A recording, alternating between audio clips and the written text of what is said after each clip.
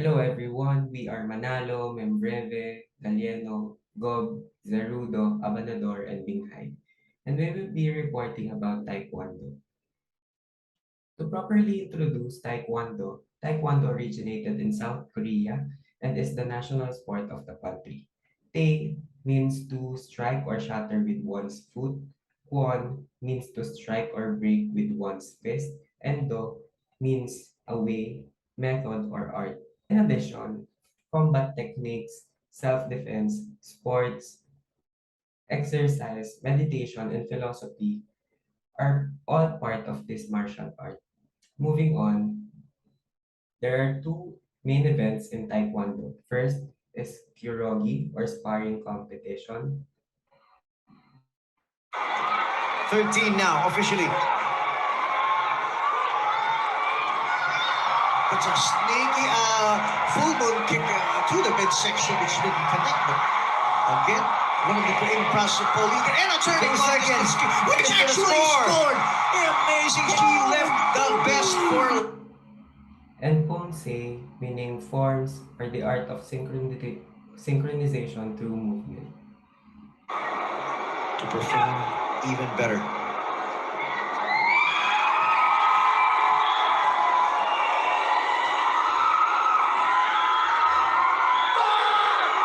Huge score in that first form, the Shipjin. Can just help your confidence. These events mainly focus on different kicks and punches such as the axe kick, roundhouse, and so on. The techniques and skills under Taekwondo require power, accuracy, and precision. Based on the studies of Kazemi 2009 and Minjeli 2020 and their colleagues, the most common injuries that occur in the sport of Taekwondo are contusions, sprains, strains, and lacerations or open wound injuries. These injuries in Taekwondo typically occur in the lower limbs, followed by the head, upper limbs, and the torso. The lower limbs include the thighs, legs, knees, ankles, feet, and fingers. The highest frequency of injury in the lower extremities is mainly caused by the nature of the sport that relatively uses more kicks rather than punches as an offensive strike. Contusions, which are basically bruises caused by a direct or repeated hit in the body, usually occur on regions that are continuously hit by the opponent, such as the thighs as seen in this picture. Ankle sprains and hamstring strains are common examples of sprain and strain injuries that affects different ligaments, tendons, and muscles on the lower extremities. Lacerations or open wound injuries, on the other hand, still occur in the sport but not as common as the other injuries mentioned. In the previous part of our discussion, we are introduced with the common sport injuries in Taekwondo. Now, those types of injuries can actually be treated immediately or by ourselves to speed up the recovery process.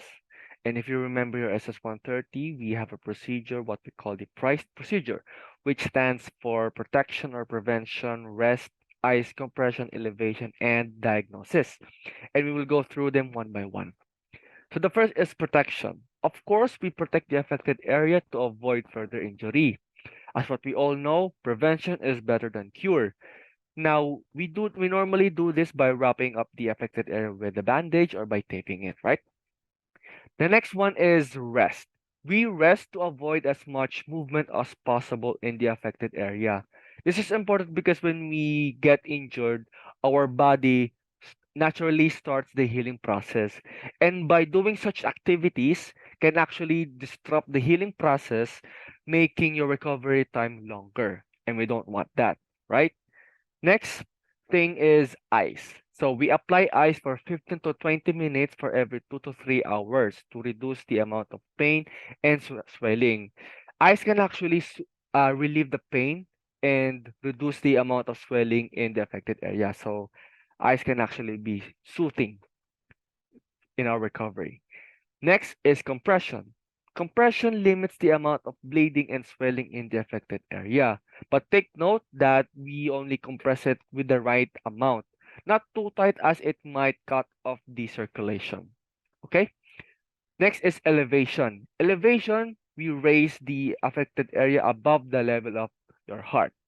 And last but not least, diagnosis. So if symptoms persist, consult your doctor. Now, if you're worried about your injury, or if the pain or swelling gets even worse, or if there's a significant change within 48 hours, then this is the time that you need to consult with a health professional or with a physiotherapist for them to intervene with your injury. Okay? Another practical first aid intervention that we should do right after the injury is taping, bandaging, and bracing. So first, there are many types of taping, bracing, and bandaging to address different injured parts of the body. Before we proceed to taping, let me share to you yung Ottawa ankle rule, which is a guide to assess if there are fractured bones sa injured ankle. So, meron ding mga iba pang rules, hindi lang itong Ottawa ankle rule, to assess sa mga ibang injured part. Pero this is the most one na alam ata ng karamihan ng physiotherapist. Then next, we proceed to the taping. In this video, it is a video of me and my classmate Carlo that shows how sprained ankle is taped. This is what we call prophylactic taping. It provides stability and also prevents the ankle from the movement of inversion. Because for context, inversion ankle sprain is commonly occurs in taekwondo and different sports rather than eversion ankle sprain. Pero once na nagkaroon ka ng eversion ankle sprain, it is much more difficult to treat than the inversion ankle sprain due to the anatomical characteristics of our ankle. Next, we have bandaging. It is used to support the injured part. In this picture, ginamit nila yung bandaging to aid sa shoulder injury or either elbow, pwede rin yun. Then, meron din tayong picture dito na bandaging din sa kamay if there are finger injury, usually dislocation ng thumb, ganyan. And another is bracing. This is the last one.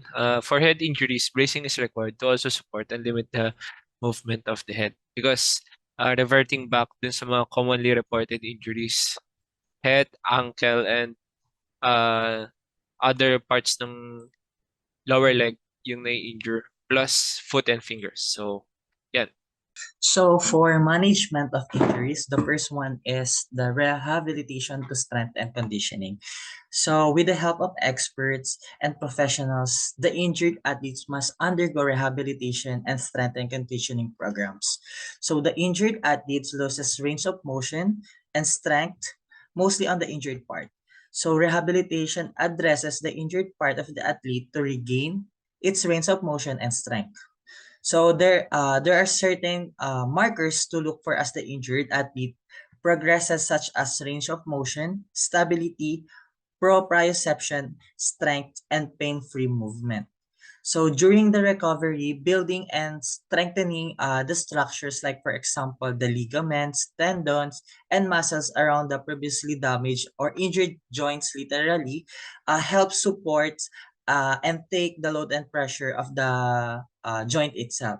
So this in turn will reduce the pain and discomfort with helping build the affected area back to full function. So the next one is the protective gear. So wearing protective gears or any sports will provides a sense of safety due to the risk involved in the sports. For Taekwondo, suggested protective equipments are so the mouth guards, headgear, bracing, and taping, padding. So as you can see in the picture, that's the example of the protective gears in Taekwondo. So what is the purpose of this? So the protective gear has been well documented to prevent injury in Taekwondo. So wearing a vest and a helmet is a mandatory, and also it is important that the gear fits correctly and is in a good condition. So otherwise it should be replaced. So the next one is the treating the athlete, not the injury. So seeking professional help is a must. So injury is not limited to the damaged part of the body. Our mind needs to be treated also, and keeping the athletes engaged during rehabilitation plays an important role for his or her recovery. So in this treating the athlete, not the injury, it's challenged our mental health. So we need to think positive. Like for example, to set clear and realistic goals. So athletes are often natural goal setters, and also they're used to tracking data and monitoring progress. So para nakikita nila kung na-achieve din nila at good yung results. So next is the visualize and healthy use. So don't underestimate the power of visualization.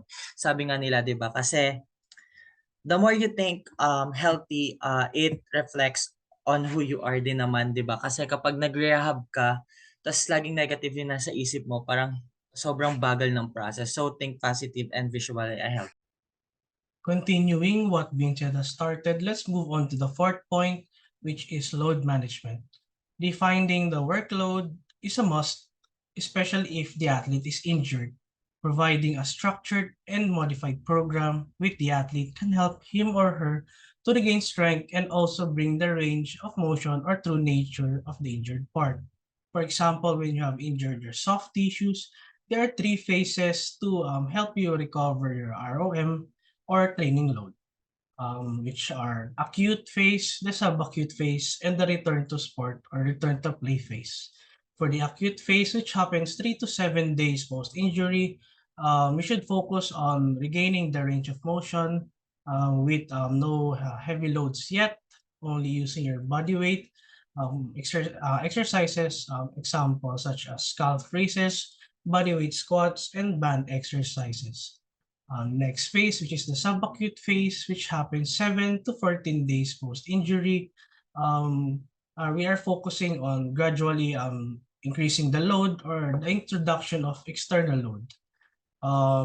Exercises from the phase 1, which is the acute phase, can be used in warming up for the second phase. For example, back and split squats and lunging. Last but not the least, the return to sport and play phase, which happens 2 weeks onward. We should expect the range of motion and the training load have been fully regained. Next, last point, nutrition and recovery. Nutrition and recovery, is particularly sleep, is just as important as strength and conditioning and other treatments for injuries. It is important to consider the food intake, food composition, time of the food intake, and frequency of the consumption. Do not label foods as good and bad. Rather, consider whether the food is nutrient-dense foods or just energy-dense foods. On the other hand, sleep is one of the most important parts of recovery. This is where most of the anabolic processes of the body takes place. Plus, it is free. Rehab sessions and training only occupy few hours of the day, but what the injured athlete does for the remainder of the day matters. Moving on to the next speaker. Thank you. Hello, I'm Jen.